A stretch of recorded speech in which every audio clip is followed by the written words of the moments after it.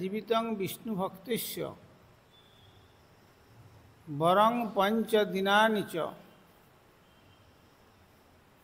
নতু কল্প সহস্রাণি ভক্তিহীনস্য কেশবে।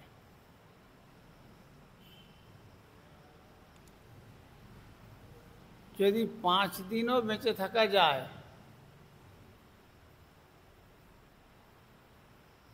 সেটা শ্রেয়।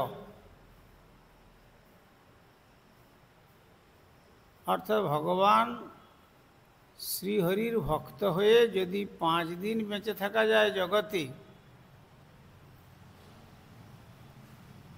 সেটা শ্রেয়, পরম মঙ্গল। নতু কল্প সহস্রাণি ভক্তিহীনস্য কেশব। ভগবান কেশব মানে ক মানে হচ্ছে ব্রহ্মা, সব মানে হচ্ছেন শিব। অর্থাৎ ব্রহ্মা শিবাদির যিনি ঈশ্বর,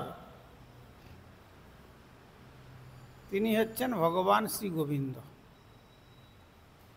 কেননা ব্রহ্মাজি তাঁর আরাধনা করেন, আর শঙ্করজিও তিনিও ভগবান শ্রীহরির আরাধনা করেন। সেই জন্য এখানে এক কথাই বলেছেন, নতু কল্প সহস্রাণি ভক্তিহীনস্য কেশবে।